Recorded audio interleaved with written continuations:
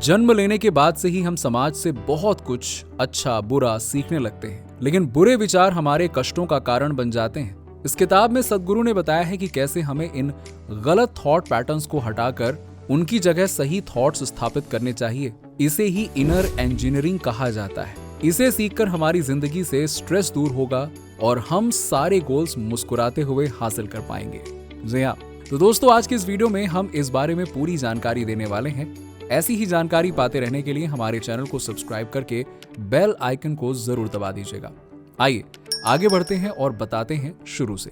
Number 1, bring body, mind and energy in harmony. जब हमारा शरीर, मन और एनर्जी एक साथ काम करते हैं तभी हम निर्वाण प्राप्ति की सोच सकते हैं। इन तीनों का ध्यान रखना चाहिए।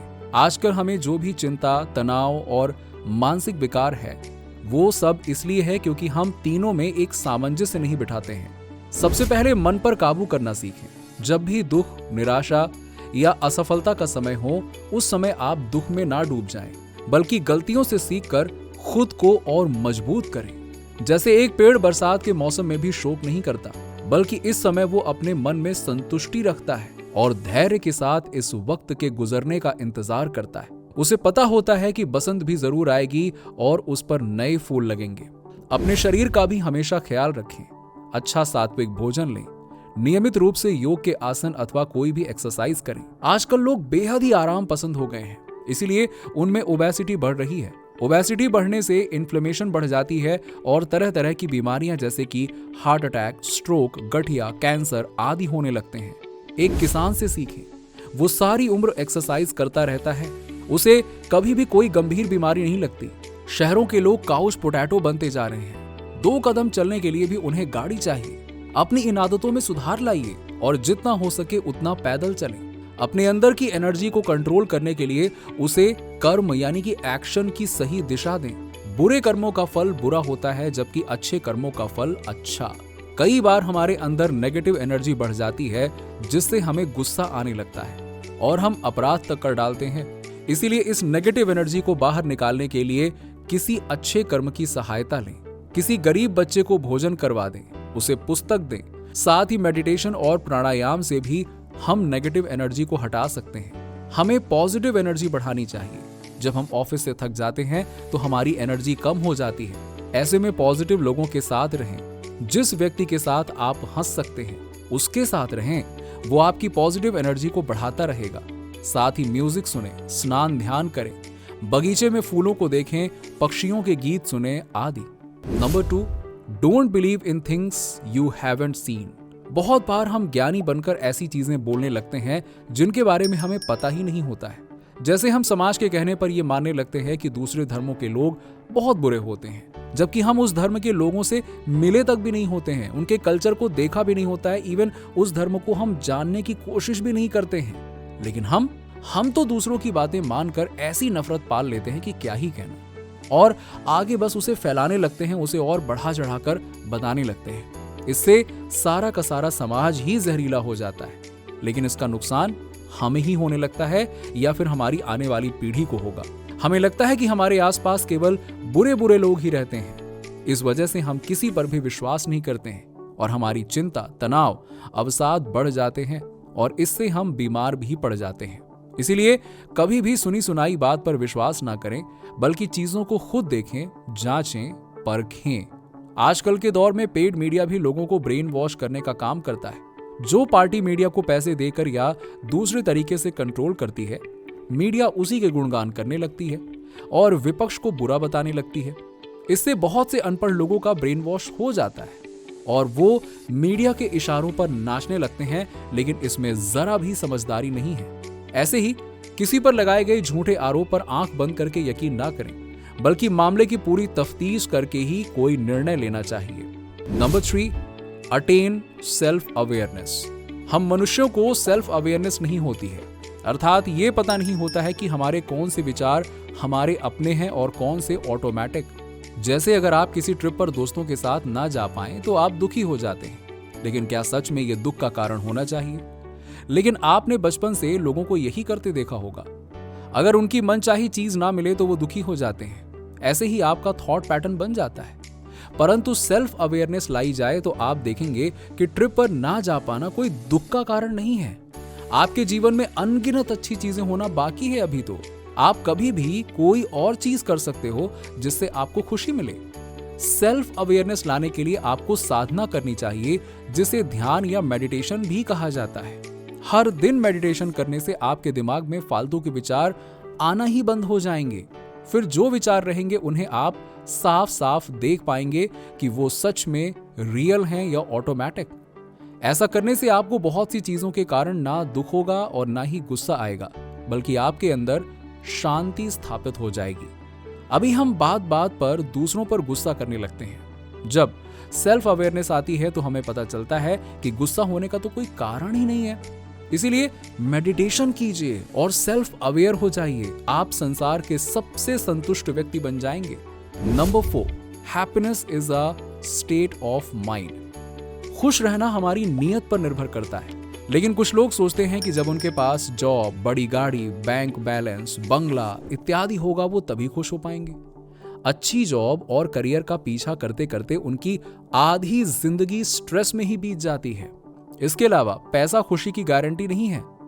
कहने को तो मुकेश अंबानी के पास बहुत पैसा है, लेकिन उनके भाई की कंपनी दिवालिया हो गई थी। अगर किसी का भाई बुरे दौर से गुजर रहा हो तो वो व्यक्ति कैसे खुश हो सकता है? इस तरह से पैसा आपको खुशी लाकर नहीं देता, वो तो आपके एटीट्यूड से मिलती है। जैसे एक किसान ज्यादा पैसा ना होते हुए भी खुश रह सकता है, वो गीत गाता हुआ अपने खेत जोत सकता है। इसी प्रकार युवा लोगों को प्रतिदिन खुश रहना चाहिए और खुश रहने के साथ साथ अपने लक्ष्यों के लिए स्ट्रगल करना चाहिए। अच्छी जॉब और बड़ी गाड़ी आदि के सपने जरूर पूरा कीजिए, लेकिन हर दिन जिंदगी को जीना ना भूलें। छोटे छोटे पलों में भी खुशी ढूंढना सीखें। Number 5, don't be too rational all the times. बहुत बार ज्यादा दिमाग लगाने से हम जिंदगी का पूरा आनंद नहीं उठा सकते हैं। जैसे होली पर कोई ये भी कह सकता है कि रंगों से त्वचा खराब हो जाएगी, लेकिन ऐसे तर्कों से हर्षोल्लास का कोई भी महोत्सव नहीं मनाया जा सकेगा। ऐसे ही ज्यादा साइंस लगाने से हम ईश्वर को प्राप्त नहीं कर पाएंगे। साइंस हमेशा लॉजिक और एविडेंस पर चलता है, लेकिन ईश्वर साधना हमेशा श्रद्धा और विश्वास पर चलती है। बहुत बार बॉलीवुड गानों का कोई मतलब ही नहीं होता है, फिर भी उदासी के पलों में वो हमारे दिल में खुशी भर देते हैं। हम उन गानों को गुनगुनाने लगते हैं और उनके साथ झूमने लगते हैं, बड़ा मजा आने लगता है। इसीलिए हर चीज में हमेशा लॉजिक और तर्क नहीं देखना चाहिए, बस ऐसे काम हमें खुशी देने वाले हों। Number 6, the spiritual path is like a game. जब हम ईश्वर प्राप्ति की बात करते हैं तो तरह तरह के मिथ्स हमें घेर लेते हैं।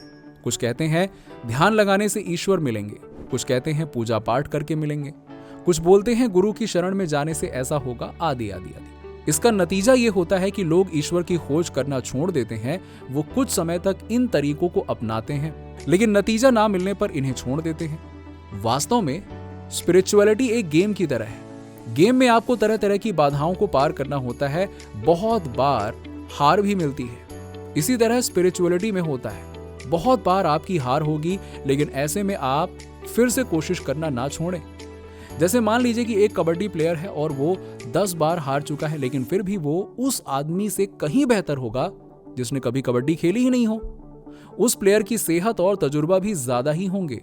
इसी तरह ईश्वर प्राप्ति के मार्ग में लगे रहें।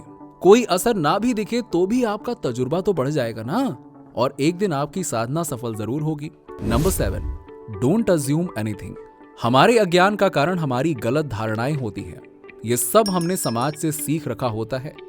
बहुत बार हमें लगता है कि दूसरे धर्म के लोग अच्छे नहीं होते हैं और हम उनसे बिना कारण नफरत करने लगते हैं। इसी तरह से हमें लगता है कि छोटे कपड़े पहनने वाली लड़कियां अच्छी नहीं होती हैं, लेकिन पहनावे से व्यक्ति के चरित्र का कोई लेना देना नहीं होता है। हो सकता है कि ऐसी महिलाएं समाज में ज्यादा योगदान दे रही हों और पर्दे में रहने वाली महिलाएं झगड़ालू या स्वार्थी हो सकती हैं। इसीलिए सुनी सुनाई बातों पर अपनी अजम्पशन ना बना लें। हर आदमी को खुद जांचें परखें। बहुत बार किसी आदमी के खिलाफ भी बहुत से लोग हो जाते हैं, लेकिन बाद में पता चलता है कि नहीं यार, आदमी तो इतना बुरा नहीं है। इसी तरह ईश्वर के बारे में भी है। कुछ कहते हैं कि ईश्वर नहीं होता है और कुछ कहते हैं कि होता है। ऐसे में आपको खुद अनुभव करना होगा, क्या ईश्वर को मानकर आपको खुशी और संतुष्टि मिलती है? तो जरूर उसे माने। जैसे आपकी माँ मीलों दूर हो, लेकिन उनके ध्यान मात्र से आपके हृदय में प्रेम भर जाता है। ऐसा ही ईश्वर पर विश्वास रखने वालों के साथ होता है। इससे उन्हें स्ट्रेस या तनाव आदि भी नहीं होते हैं। Number 8, don't think yourself as superior. कई बार बहुत से लोग सोचते हैं कि बस वो ही सही हैं और उनके विचार सबसे अच्छे हैं, लेकिन ऐसा नहीं है। हर मनुष्य अपने परिवेश के हिसाब से चीजों को समझता है। जैसे कोई आस्तिक है तो उसे ये नहीं समझना चाहिए कि उसकी ईश्वर के प्रति विचारधारा सही है, बल्कि ये देखना चाहिए कि नास्तिक क्या करना चाह रहा है। उसके पर्सपेक्टिव को भी समझना चाहिए। बहुत ज्यादा आस्तिक लोग धर्म के नाम पर दंगे भी करते हैं, जबकि बहुत से नास्तिक लोग चैरिटी करते हैं। ऐसे में कौन अच्छा हुआ? इसीलिए अपनी टांग कभी भी ऊपर नहीं रखनी चाहिए, बल्कि दूसरे के मत को भी सुनना चाहिए और तर्क के आधार पर ही एक दूसरे को समझना चाहिए और अपना ओपिनियन बनाना चाहिए। Number 9, always do the right कर्म। हमेशा अच्छे कर्म करें। लोगों की भगवान से शिकायत होती है कि मेरी प्रार्थना क्यों नहीं सुनते भगवान, मेरे साथ ही क्यों बुरा होता है, मैंने क्या पाप किए हैं, मैंने क्या बिगाड़ा है किसी का आदि। लेकिन वो ये नहीं समझते कि हर दिन वो कुछ ना कुछ बुरा जरूर कर रहे होते हैं। कभी ऑफिस से पेन या कागज चुरा लेंगे, कभी लेट आएंगे और झूठ बोलकर कोई बहाना बना लेंगे, कभी दूसरों की तरक्की से जलेंगे, कभी इधर की उधर करके लड़ाई करवा देंगे, चुगली करेंगे, कभी दूसरे धर्म को गाली देंगे आदि बहुत सारी चीजें हैं। तो इस तरह के बुरे कर्मों में लगकर आप भगवान से कैसे पूछ सकते हैं कि भगवान मैंने क्या पाप किया है बताओ? जिस तरह बूंद बूंद से घड़ा भरता है, उसी तरह छोटे छोटे बुरे कर्मों से पाप का घड़ा भी भरता रहता है और ऐसे में भगवान से दंड ही मिलेगा, ना कि उनका आशीर्वाद। इसीलिए प्रतिदिन सुबह उठते समय ही प्रण करें कि आज के दिन अच्छे कर्म ही करेंगे, तभी ईश्वर आपकी प्रार्थना सुनेंगे और आपकी मनोकामना पूर्ण करेंगे। Number 10, get rid of but. अपनी बोलचाल से लेकिन नाम का बहाना हटा दीजिए। अक्सर हम कहते हैं कि मैं भी एग्जाम में पास हो गया होता लेकिन, या मैं भी उसी तरह कंपनी शुरू करता लेकिन। तो ये लेकिन ही आपके आगे बढ़ने के रास्ते का सबसे बड़ा रोड़ा है। इसके बदले आप कर्म करने की आदत डालिए, लेकिन हटा दीजिए। जितना भी आपसे होता है उतना तो करते जाइए। याद रखिए कि कोई भी बड़ा काम समय लेता है, एक दिन में कुछ भी नहीं मिलता है। अगर आप आज पेड़ लगाते हैं तो अगले हफ्ते ही उससे फल की उम्मीद नहीं कर सकते हैं। ठीक उसी तरह से आप अपने बिजनेस या ब्लॉग से भी कुछ ही दिन में फायदे की उम्मीद नहीं कर सकते हैं। आपको कुछ साल इंतजार करना पड़ेगा, लेकिन हर दिन अपने लक्ष्य की तरफ कदम बढ़ाना पड़ेगा। वो कदम कितना भी छोटा क्यों ना हो, आगे की तरफ ही बढ़ें। साथ ही मन में हौसला और आगे बढ़ने की भावना रखें। खुद पर शक और संदेह ना करें। इस एटीट्यूड से जीवन के किसी भी लक्ष्य को प्राप्त किया जा सकता है। तो दोस्तों, आपके क्या विचार हैं इस वीडियो के बारे में? नीचे हमें कमेंट सेक्शन में कमेंट करके जरूर बताइए। अगर वीडियो अच्छा लगा हो तो लाइक करने के साथ साथ अपने दोस्तों और रिश्तेदारों के साथ में जरूर शेयर कर दें। और ऐसी ही जानकारी पाते रहने के लिए हमारे चैनल को सब्सक्राइब करके बेल आइकन जरूर दबा दीजिएगा। चलिए मिलते हैं आपसे नेक्स्ट वीडियो में।